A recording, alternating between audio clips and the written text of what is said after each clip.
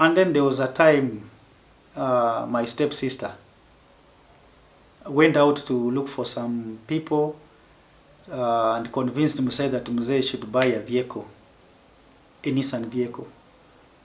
So this stepsister of mine came at home with a Nissan with some people inside, so that my father could now purchase that particular vehicle because money was in the house.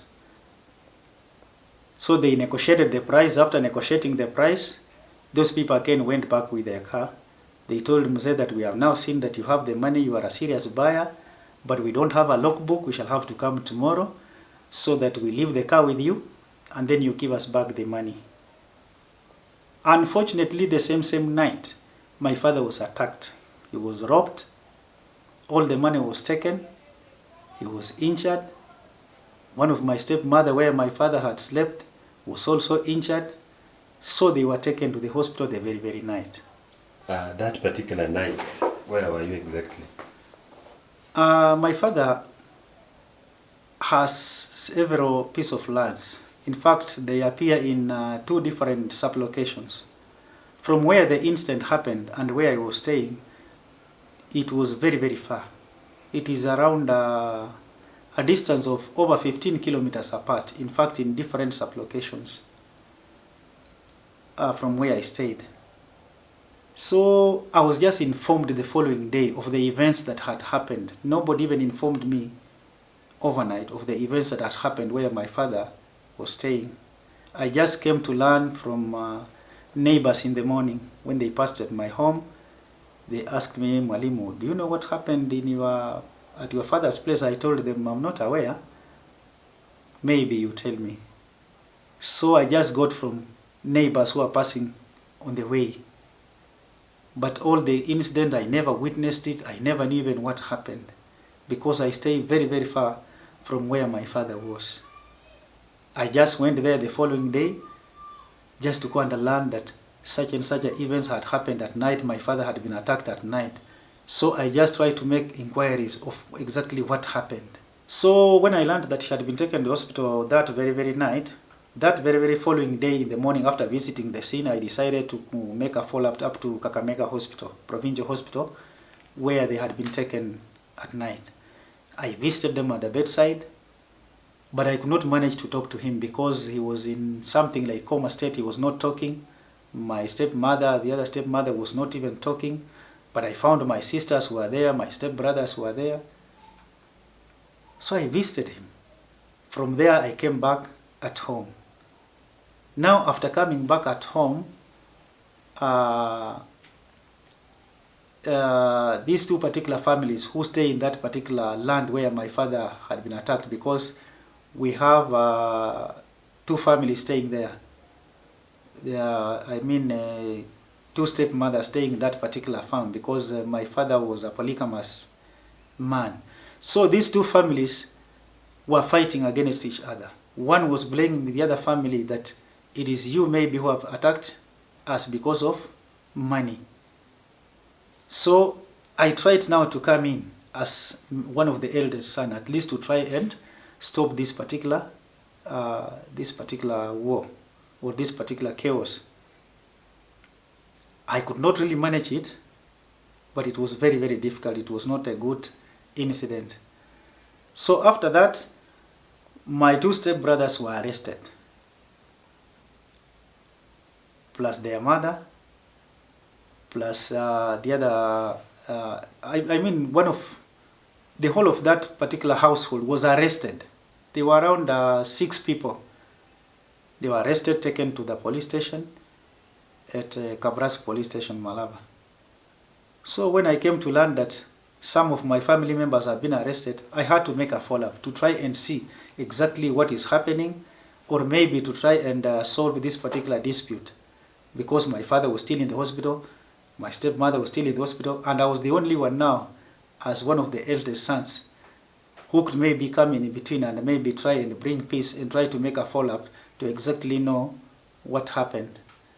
But unfortunately, when I arrived in the police station, at Kabras police station, that is Malava, that was in March 2008, I was again arrested.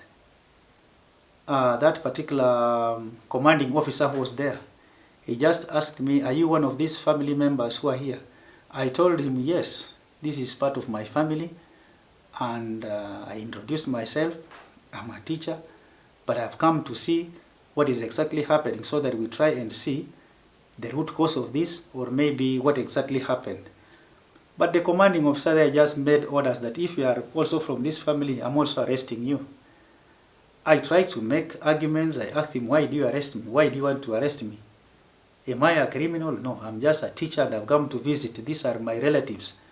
And they have fought. Some of them are in hospital. They were attacked.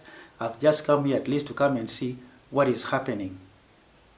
But I was now just arrested like that, put into the cells. So that is where my life now started turning upside down. After the arrest, were the other family members released, or what happened after that? After the arrest, now we found that we were in the cells around, around 8 people. I, my 4 step brothers, and young children, plus their mother. So we stayed there for 2 weeks in the police cells. Now they came a time so that they want to take us to court. I had to face the officer in charge, the commanding officer who was there. I told him, "No, you can see like these other people, it's just one household. Now if you take all these people in the court, maybe you go and jail them. What will happen to their family? And their property is being destroyed at home." I told him personally, just release the lady plus the children plus the young girls, because they cannot even stay in the police cells. They have already suffered a lot. They suffered a lot. We as 3 gentlemen, young boys, maybe you can take us to court. Maybe the court will have to assist us from there. But with these ladies and the young children and the girls, just kindly release them. The commanding officer at that particular station that time, we agreed, he agreed. He released the rest of the family members, and then we remained 3. I and my 2 step brothers. We remained 3, and we were taken to court. That is in 2008, March. So when we were taken to court, we were charged with an offense called robbery with violence.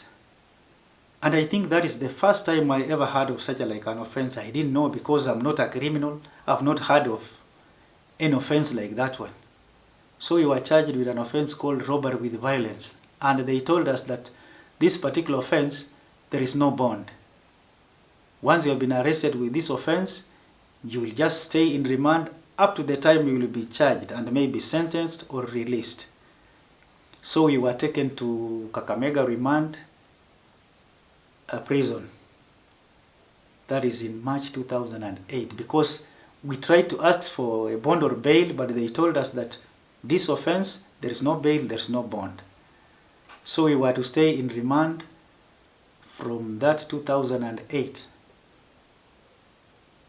up to 2010 December.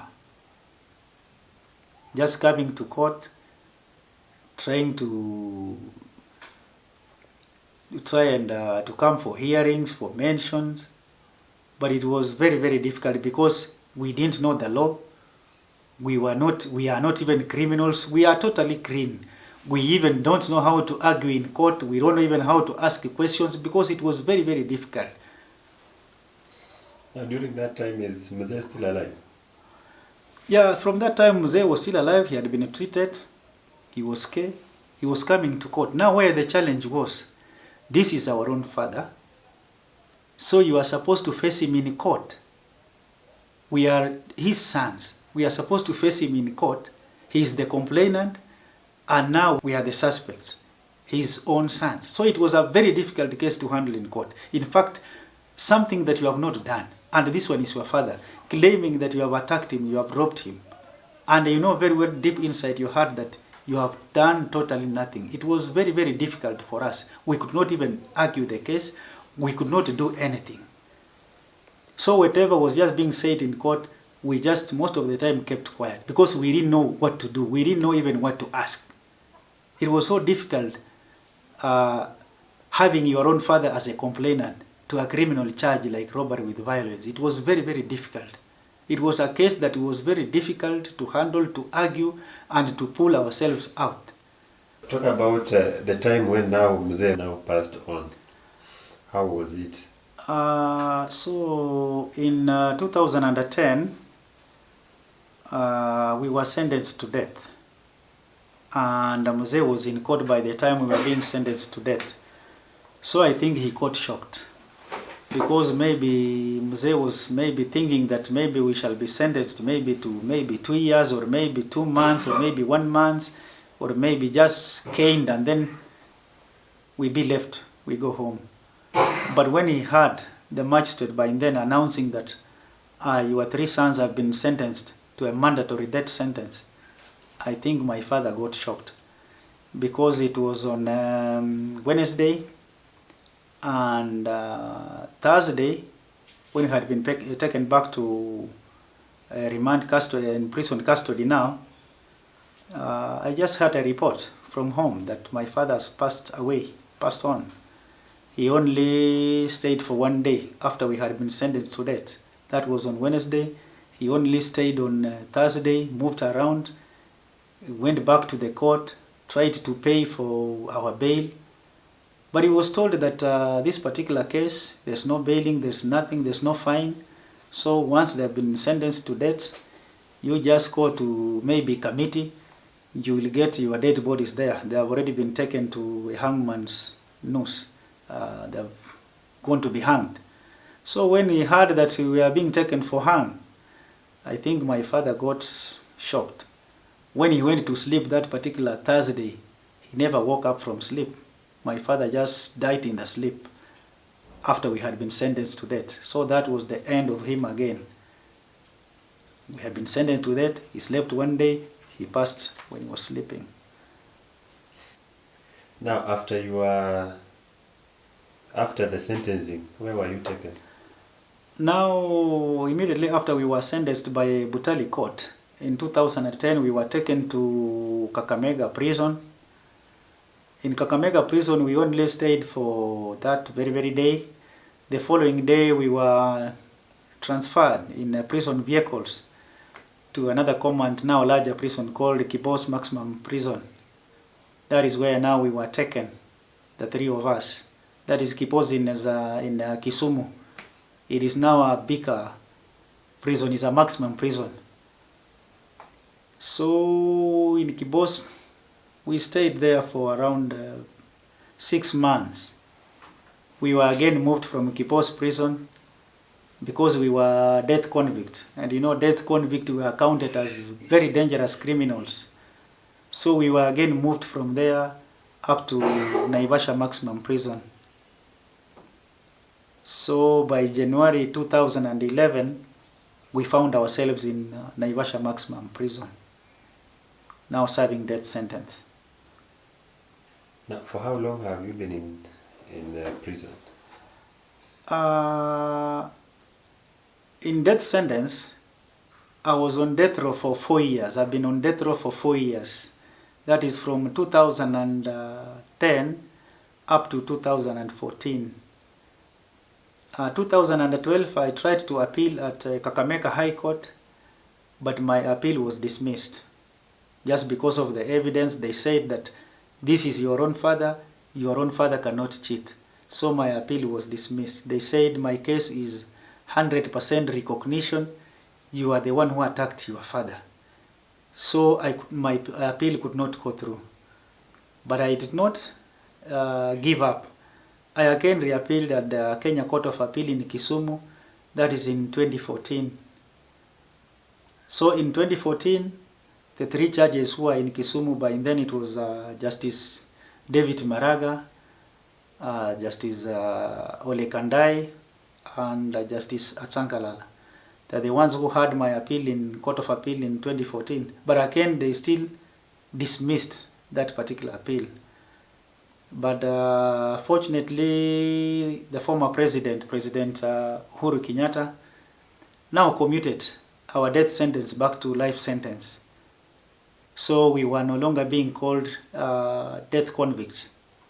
Now we were being called life convicts. So from 2014, 2015 onwards, I was now serving a life sentence. So I've been in life sentence from 2014 up to 2020. That is around 7 years serving life sentence. And in that life sentence, actually I was not kept in one prison. I was being moved from one prison to the other. I've been to Kamiti prison, I was taken to Manyani maximum prison, I was taken to Shimo Latewa, I was taken to Kodiaka maximum prison, I was taken to Nakuru, I was taken to Eldoret, Kitale, all large prisons in Kenya. I was being moved there from one place to another place. You stay in a prison around 6 months, 5 months, they just pick you, they take you to another facility. So that is the kind of life that I've been going through while in prison.